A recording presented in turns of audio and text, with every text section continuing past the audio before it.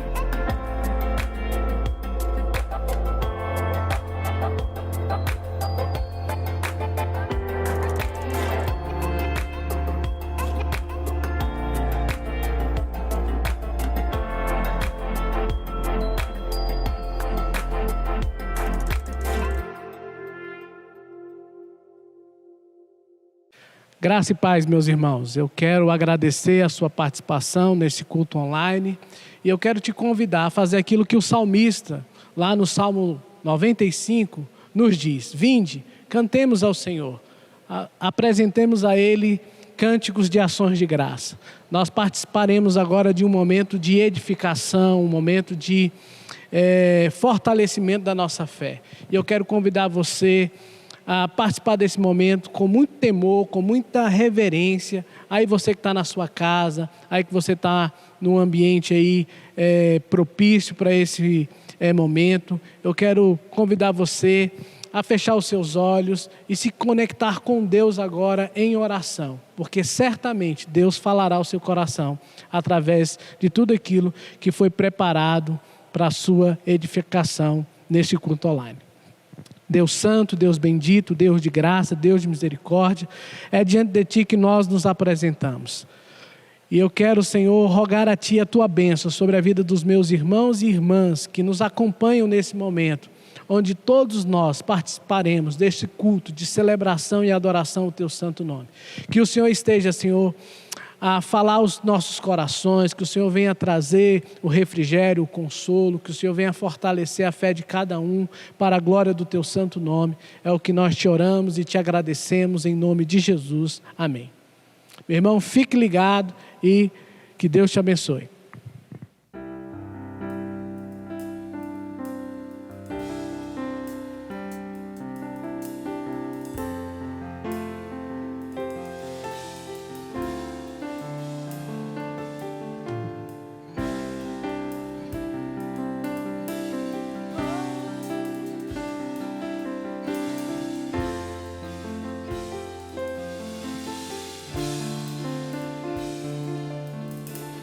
Santo Espírito, és bem-vindo aqui.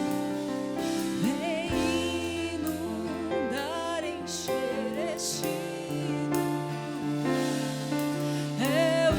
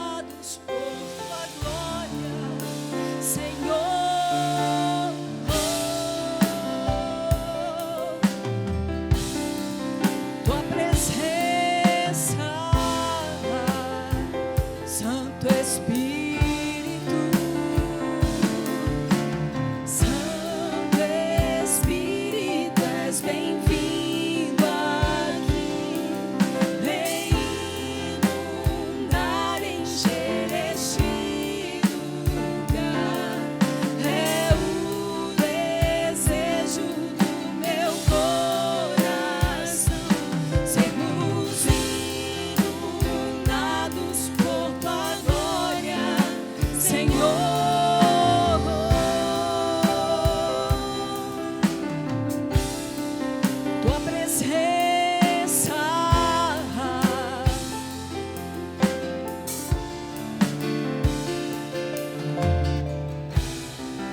não há nada igual, não há nada melhor a que se compara a esperança viva.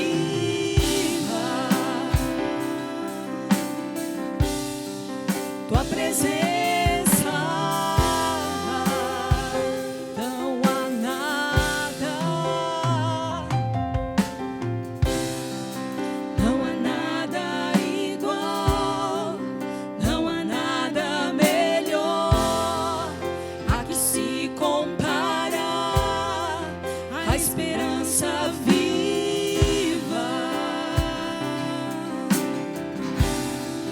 Tua presença,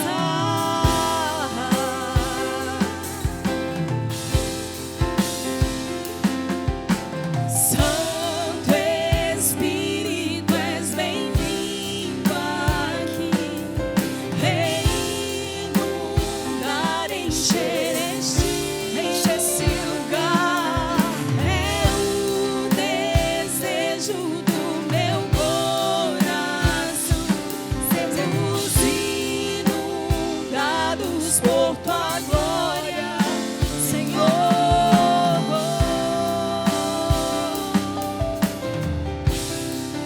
Tua presença, eu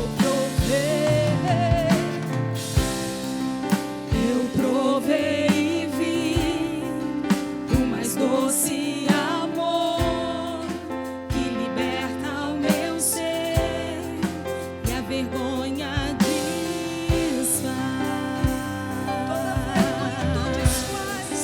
Tua presença, eu provei e vi. Eu provei e vi o mais doce amor que liberta o meu ser e a vergonha desfaz.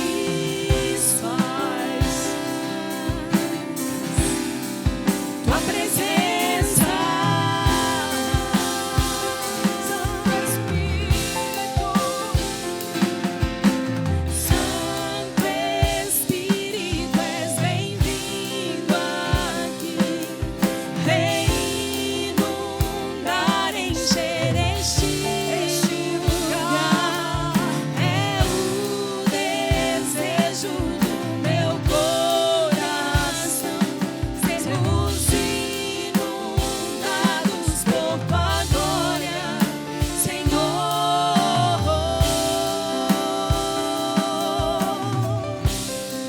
Tua presença,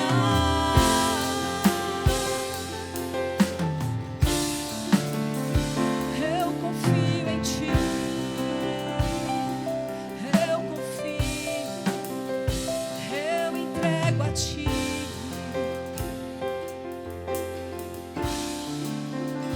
Eu confio em ti, eu entrego a ti.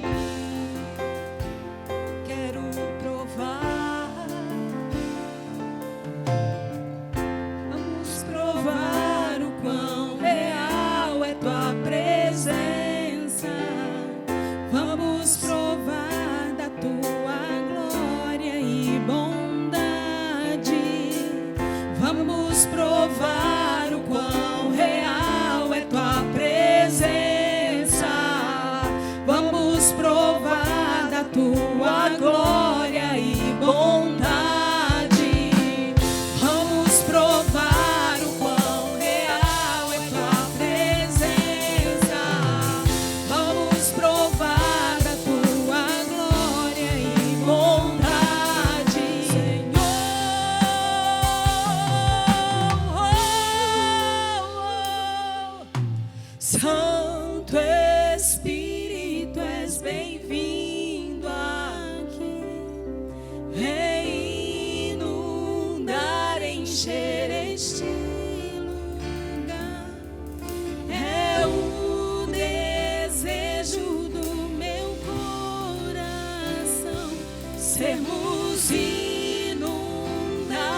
vivemos por tua glória, Senhor.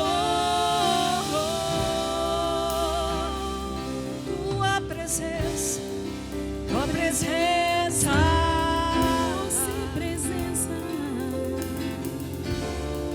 tua presença, tua presença, tua presença em nossa vida, nossa casa, tua presença.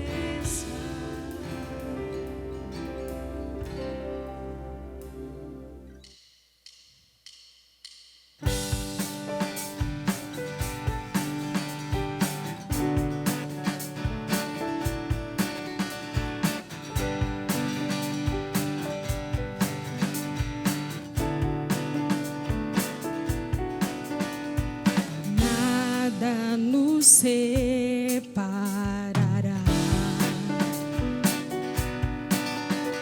dos laços do teu grande amor.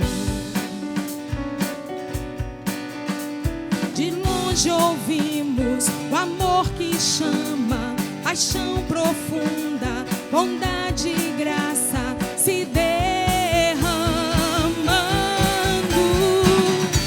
profundo, é tão imenso e cobre-nos, é furioso, poderoso e abraça-nos.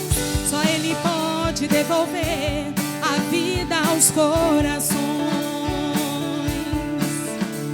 O Pai que seu Filho nos deu, o Filho que por todos morreu,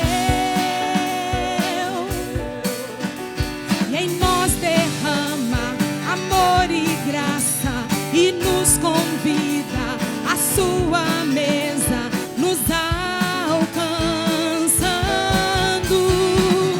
É tão profundo, é tão imenso e cobre-nos, é furioso, poderoso e abraça-nos.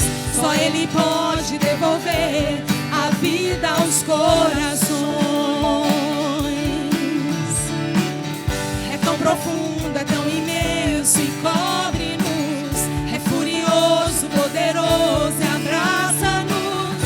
Só Ele pode devolver a vida aos corações. A vida aos corações, a vida aos corações.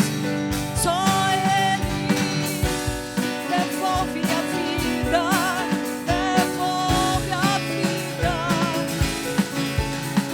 aviva.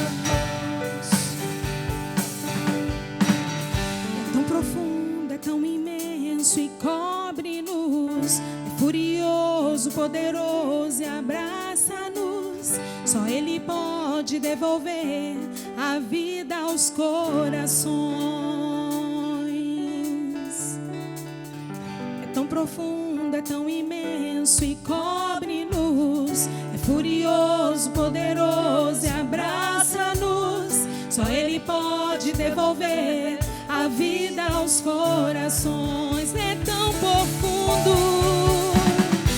profundo, é tão imenso e cobre-nos, é furioso, poderoso e abraça-nos. Só Ele pode devolver a vida aos corações. Só Ele devolve. É tão profundo, é tão imenso e cobre-nos, é furioso, poderoso e abraça-nos. Só Ele pode devolver a vida aos corações.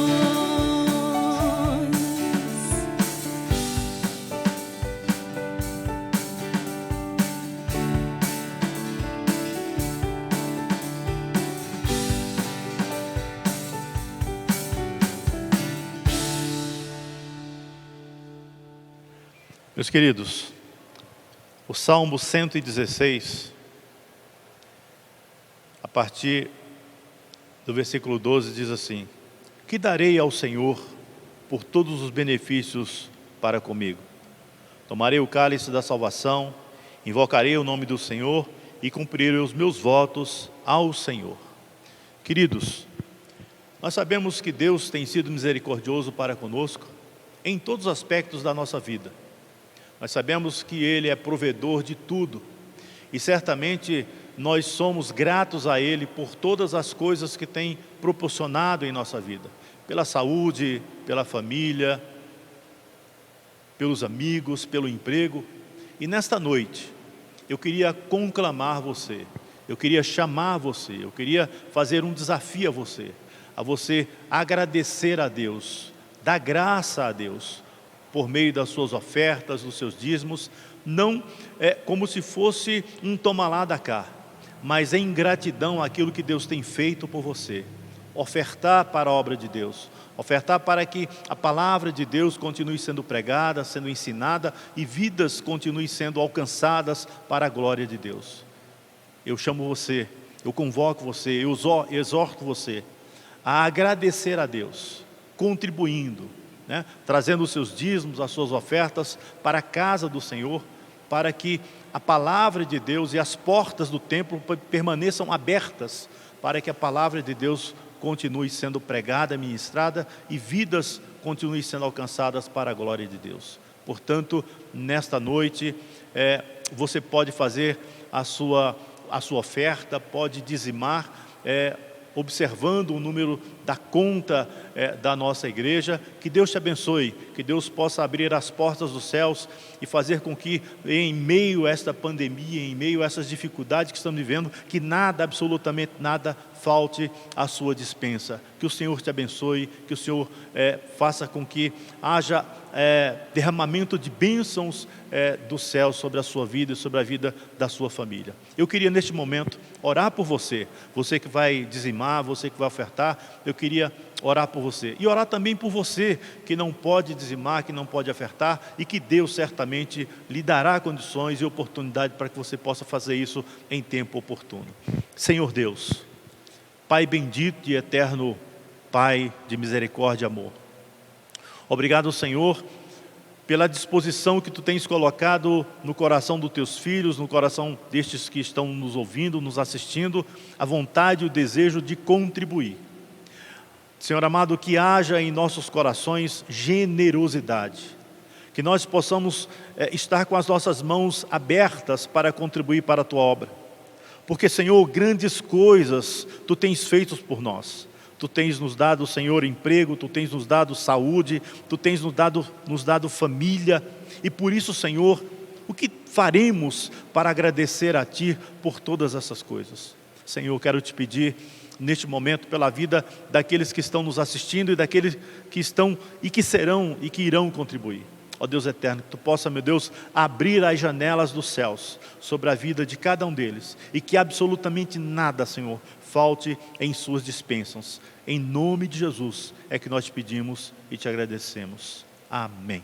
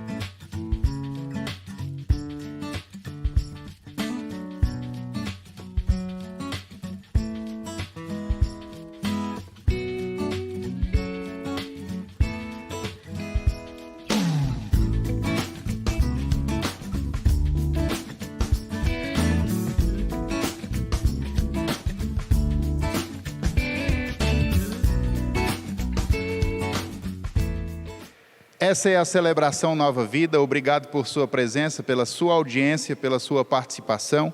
Quero compartilhar com você nesse momento um texto da palavra de Deus que se encontra em Apocalipse, capítulo 2, versículos de 8 a 11. O texto na versão NVI, que é a que eu tenho aqui nesse momento, diz assim: Carta à igreja de Esmirna. Ao anjo da igreja em Esmirna escreva: Estas são as palavras daquele que é o primeiro e o último, que morreu e tornou a viver. Conheço as suas aflições e a sua pobreza, mas você é rico. Conheço a blasfêmia dos que se dizem judeus, mas não são, sendo antes sinagoga de Satanás. Não tenha medo do que você está prestes a sofrer. O diabo lançará alguns de vocês na prisão para pô-los à prova, e vocês sofrerão perseguição durante 10 dias. Seja fiel até a morte, e eu lhes darei a coroa da vida. Aquele que tem ouvidos, ouça o que o Espírito diz às igrejas. O vencedor de modo algum sofrerá a segunda morte. Fidelidade. Essa é a palavra-chave, é a palavra destaque para a igreja de Esmirna. E nós vamos ver aqui algumas razões do porquê disso. Em primeiro lugar, nós podemos destacar o próprio nome da cidade de Esmirna. Esmirna vem de mirra, que se trata de uma erva amarga. E nós podemos então fazer aqui uma coligação, um encaixe desse significado do nome da cidade com a própria vida que os cristãos viviam na cidade de Esmirna. Porque a estada dos cristãos em Esmirna era uma estada, de fato, amarga. E nós vamos entender por quê. Bem, Esmirna era uma cidade maravilhosa, esplendorosa. Esmirna, ela concorria com Éfeso. Em que sentido? No sentido da sua pujança, da sua grandeza, da sua majestade. Esmirna era considerada a flor da Ásia Menor. Era uma cidade portuária de comércio fortíssimo. Esmirna era uma cidade magnífica na sua arquitetura, lugar de realeza de fato. Esmirna era uma cidade grandiosa, bela, rica. Hoje, Esmirna se chama Izmir, na Turquia asiática, com perto de 300 mil habitantes. Ela foi fundada no ano 1000 a.C. No ano 600 a.C., Esmirna foi invadida e completamente destruída. Só que no ano 200 a.C., ela foi reconstruída e tornou-se a mais bela cidade da Ásia. Uma cidade que morreu e que ressuscitou. Esmirna sabia muito bem o significado da palavra fidelidade. Sabe por quê? Porque antes mesmo de Roma se tornar a senhora do mundo, a cidade de Esmirna já devotava total fidelidade a Roma. Ela era pujante e sediava jogos importantes na época. Os atletas do mundo conhecido anualmente iam para a cidade de Esmirna para disputar os jogos, concorrerem ao mais alto lugar no pódio e disputarem a tão cobiçada coroa de louros. E qual era a tribulação que os crentes, a igreja, enfrentavam em Esmirna? A perseguição. Muitos, milhares de cristãos eram perseguidos e mortos na cidade de Esmirna. Certa vez, 1.200 crentes de uma única vez foram lançados do alto do Monte Pagós. E em outra ocasião, outros 800 crentes padeceram do mesmo flagelo. Se a cidade era rica, pujante, se era uma cidade que oferecia tantas oportunidades, isso não se aplicava aos crentes em Esmirna. Cerca de 50 anos depois da escrita de Apocalipse por João, o bispo Policarpo, da cidade de Esmirna, foi queimado vivo, e ele era discípulo do apóstolo João. A pobreza era uma marca presente na vida dos crentes. Eles eram perseguidos e impedidos de constituírem bens, impedidos de prosperar financeiramente, impedidos de desenvolver o seu próprio comércio.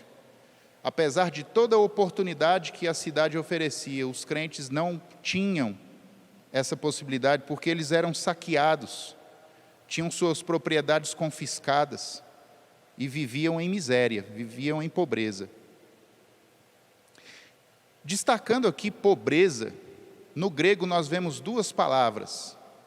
Nós vemos a palavra ptocheia e nós vemos a palavra penia. Penia é um tipo de pobreza chique, vamos dizer assim, porque penia tem a ver com a carência do supérfluo. É como se eu dissesse assim: poxa, eu queria tanto dinheiro para comprar uma Lamborghini, mas infelizmente o meu dinheiro só dá para comprar não sei, vamos imaginar aqui, um SUV muito chique. Não dá para comprar uma Lamborghini, mas já dá para comprar um belo SUV. Mais ou menos isso. Mas quando o apóstolo João se refere à pobreza dos crentes em Esmirna, ele usa a palavra ptocheia, que é a carência de tudo. É a carência extrema, é a pobreza extrema, é a carência do essencial e não do supérfluo. Esse era o tipo de pobreza que João se referia na sua carta. Apesar da abastança e das tantas oportunidades que aquela cidade oferecia, os crentes viviam de forma paupérrima. O outro problema que os crentes em Esmirna enfrentavam era a difamação. Os crentes eram difamados, levianamente levantavam questões contra eles, mentiras, rumores, eram espalhados pelos judeus, que eram uma comunidade forte em Esmirna. E por essa razão, João chama os judeus perseguidores de sinagoga de Satanás. Eles diziam ser de Deus, pensavam ser de Deus, mas eles não eram de Deus. A prisão era outro problema que os crentes em Esmirna enfrentavam. A prisão, na verdade, era a antessala da morte, porque na prisão eles sofriam terrivelmente, expostos à fome, à falta de cuidados básicos, expostos à humilhação, e sem falar nisso tudo, ainda eram expostos a todo tipo de pestilência. Quando não se morria de fome na prisão, se morria de alguma doença que se adquiria ali mesmo, como lepra, por exemplo. E as detenções tinham uma finalidade. Deus testava a fidelidade dos crentes ali na cadeia. Diante de tudo isso, eu quero extrair com você algumas lições que nós aprendemos com a igreja de Esmirna. A primeira lição que nós aprendemos no texto com a igreja de Esmirna é acerca da concepção divina acerca de nós mesmos. Aí no versículo 9 eu quero destacar com você, e o texto diz assim: conheço as suas aflições e a sua pobreza, mas você é rico. Conheço a blasfêmia dos que se dizem judeus, mas não são, sendo antes sinagoga de Satanás. A concepção divina acerca da gente faz toda a diferença. O que Deus pensa, o que Deus vê em nós, o que Deus sabe acerca de nós, o conhecimento de Deus acerca de nós, a opinião de Deus acerca de nós. Eu me lembro, por exemplo, de homens de Deus que, ao serem chamados por Deus para uma missão, para uma tarefa, para um ministério, Eles se viram impotentes, incapazes, inúteis, sem condições. Mas o Senhor olha para esses homens e diz o contrário. Diz que estará com eles, que os fortalecerá. Deus vê neles todas as condições deles exercerem essa chamada. Moisés, que titubeou terrivelmente diante da chamada de Deus, mas o Senhor via nele o potencial. Gideão que estava morrendo de medo, que parecia que os joelhos batiam um no outro até, dá a impressão na gente. Mas ele é chamado de homem valente. A concepção que Deus tem ao seu respeito faz toda a diferença. Apesar da pobreza, apesar da pitocheia que experimentavam os crentes na cidade de Esmirna, o texto diz que eles eram ricos.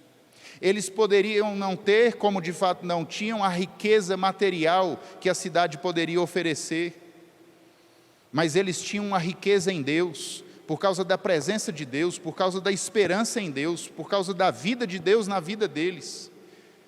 Veja que apesar da pobreza, o texto diz que o Senhor os chama de ricos. Veja que o Senhor também conhece a blasfêmia, a difamação, as acusações levianas contra eles. Mas o Senhor sabe qual que é a verdade acerca deles. A concepção de Deus acerca dessas pessoas é que fazia toda a diferença na vida delas. Apesar da pobreza e apesar de serem alvos de perseguição, e alvos de blasfêmias e mentiras, mas eles tinham de Deus uma concepção diferente. O que Deus pensa a seu respeito é o que faz toda a diferença. O que importa é o que Deus está vendo na sua vida. O que importa é a sua fidelidade a Deus. O que importa é a riqueza espiritual que nós podemos usufruir na relação com Deus. Isso é mais importante do que a forma como o mundo te vê, como as pessoas enxergam você. A segunda lição que eu aprendo com a igreja naquela cidade de Esmirna é acerca da transparência quanto à realidade. Transparência quanto à realidade. O versículo 10 diz assim para mim e para você: não tenha medo do que você está prestes a sofrer. O diabo lançará alguns de vocês na prisão para prová-los, e vocês sofrerão perseguição durante 10 dias. Seja fiel até a morte, e lhes darei a coroa da vida. Transparência quanto à realidade. É interessante notar que em nenhum momento o Senhor esconde da igreja a realidade, mas pelo contrário, mostra, enfatiza para a igreja aquilo que eles estão prestes a sofrer. Você está prestes a sofrer, diz o texto. Na verdade, hoje no Brasil especialmente, nós percebemos, já na verdade há muito tempo, um discurso de um evangelho triunfalista que te livra de toda e qualquer possibilidade de sofrimento. Existe uma teologia da prosperidade que vai ensinar que crente, se sofrer, se adoecer, se padecer de algum mal, qualquer que seja ele, isso vai ser visto como falta de fé, como que alguém que não está andando com Deus. Contudo, no texto de Apocalipse, nós vamos perceber que o Senhor diz para eles: vocês estão prestes a sofrer. Vocês estão prestes a sofrer. Essa é a realidade. Jesus de Nazaré também disse, nesse mundo que nós teríamos aflições, que a igreja nesse mundo teria muitas aflições. Essa é a realidade, porque nós não estamos no céu. O céu sim vai ser um lugar de ausência de sofrimento, de dor, mas aqui ainda não é o céu. Então aqui é um lugar onde se está sujeito, a igreja está sujeita a sofrimento. E naquela cidade de Esmirna o sofrimento foi intenso, muitos crentes foram presos, muitos crentes foram mortos. O bispo da igreja na cidade de Esmirna foi queimado vivo. Muitos crentes morreram à míngua nas cadeias. Outros, como eu me referi aqui, foram lançados do alto de um monte, aos milhares. O texto ainda diz, vai sofrer uma perseguição durante 10 dias, os comentaristas falam acerca disso. O texto pode estar se referindo a um período literal de 10 dias de perseguição intensa, ou o texto pode estar se referindo a 10 períodos, porque do imperador Nero até o imperador Diocleciano são 10 períodos, e essa interpretação é a mais aceita, porque todos os imperadores romanos de Nero a Diocleciano, que formam 10 períodos de fato, todos eles perseguiram a igreja cristã ferrenhamente. Veja, nós aprendemos com a igreja de Esmirna a realidade do sofrimento. Nós aprendemos com a igreja de Esmirna que a relação que Deus tem com essa igreja é uma relação onde Deus é totalmente transparente com essa igreja e aponta para ela e mostra para ela que grande perseguição e lutas e fome e dor eles experimentariam. Mas aquele que fosse fiel, receberia a coroa da vida. Sabe, querido, nós estamos vivendo num mundo e esse mundo é passageiro. Essa vida é passageira. Tudo isso aqui vai passar. Aqui ainda não é o céu. Muitas vezes nós questionamos a Deus, nós não entendemos o porquê sofremos nesse mundo. Mas a verdade é que esse mundo ainda é lugar de sofrimento, porque apesar de já sermos salvos, apesar de já sermos lavados e remidos pelo sangue de Jesus, esse mundo ainda é um lugar de sofrimento, aqui ainda não é o céu. E é lindo perceber que isso não é escondido de nós. O próprio Senhor nos apresenta, como Jesus disse, nesse mundo vocês terão aflições. Mas ao mesmo tempo vem uma palavra de consolo, porque o próprio Senhor Jesus disse: mas tenham um bom ânimo, porque eu venci o mundo. Tudo isso vai passar, e a vitória final é de Jesus Cristo e da sua igreja. Então, além de aprendermos com a igreja na cidade de Esmirna acerca da concepção divina sobre nós mesmos, nós também aprendemos com a igreja cristã em Esmirna acerca da transparência quanto à realidade da vida. Ainda uma terceira e última lição nós podemos aprender com a igreja de Esmirna. A terceira lição é: a vida eterna não é nesse mundo, e eu já fiz aqui uma menção acerca disso. O versículo 11 diz assim: aquele que tem ouvidos, ouça o que o Espírito diz às igrejas. O vencedor de modo algum sofrerá a segunda morte. Lembra do que eu disse para você agora há pouco? Que Esmirna sediava os mais importantes jogos da época. Atletas do mundo inteiro se reuniam em Esmirna para disputar os jogos. E eles disputavam uma coroa que com o tempo se perde, era uma coroa de louros, ou seja, uma coroa formada de folhas, que fatalmente com o tempo iria secar, iria se perder. Só que a coroa com a qual os crentes serão coroados um dia, é uma coroa de glória eterna. É uma glória eterna. A glória dos jogadores ali em Esmirna era transitória, era momentânea. Eles venciam os jogos, subiam num lugar alto do pódio, recebiam a sua coroa, mas essa glória é transitória, é passageira. A vida eterna não é nesse mundo. A glória desse mundo vai passar. A glória desse mundo vai acabar. E note que o texto fala da segunda morte, que é o lago de fogo. Um grupo passará pela ressurreição do juízo. Sim, um grupo passará pela ressurreição do juízo, e essa é a segunda morte. Essa é a segunda morte. O que adianta as glórias desse mundo? O que adianta as vitórias e os louros nesse mundo? Sendo que isso é corruptível, é passageiro, é perecível. O que adianta o homem ganhar o mundo inteiro e perder a sua alma? O que adianta ter as glórias desse mundo e perecer na eternidade? Só que os cristãos recebem então uma palavra de esperança.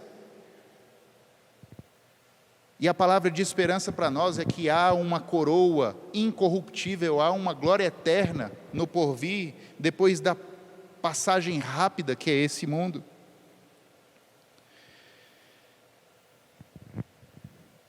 Queridos, eu aprendo com a igreja de Esmirna, que Deus tem uma concepção acerca de nós. Eu entendo com a igreja de Esmirna que Deus é transparente com relação à realidade vivida nesse mundo. E eu aprendo com a igreja de Esmirna que depois dessa vida passageira, há uma vida eterna, uma glória eterna, nos esperando no porvir. E que, lamentavelmente, muitos não entrarão nessa glória. Muitos que estão buscando a glória desse mundo perecerão.